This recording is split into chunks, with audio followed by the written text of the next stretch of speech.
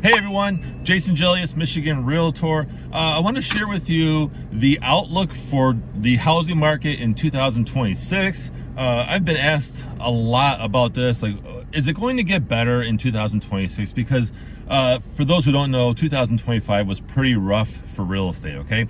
So I took some information from Realtor.com. Danielle Hale is one of their economists. She's great at predicting, housing markets and where the rates will be and things like that. So I want to share with you some key things that I took from this article, okay? So she says that in 2026, the housing market should improve slightly, but remain slow. That's kind of discerning, right? But it will happen, probably. Mortgage rates are expected to average about 6.3% nationally. Home prices may rise about 2.5%, and sales could increase by just under 2% as well, okay? Now, we're going to see inventory grow. We're going to see more homes hitting the market. We're already trending that way from 2025. It's starting to get a little bit busier, which is good.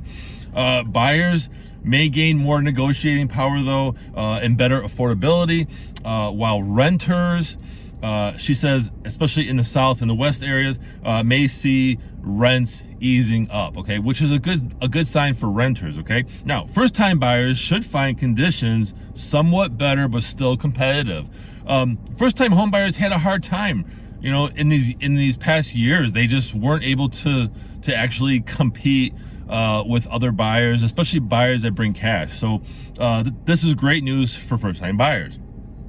Now, she goes on to say that for home buyers and sellers, the shift signals a more balanced market, one where price growth steadies, rate relief offers breathing room. Okay, we're going to see the rates go down a little bit, and negotiating power tilts slightly towards buyers. So again, 2026, home buyers will have more negotiating power. That's not good for sellers, okay? Just saying. Housing affordability improves as incomes outpace inflation. Can you believe that? Kind of hard to believe. But it will push the typical payment share of income below 30% for the first time since 2022. Now, second to last part, okay, renters will benefit from the softening rents. That's a good thing, okay? And lastly, existing home sales right now are expected to edge up 1.7%. I said that earlier, in 2026.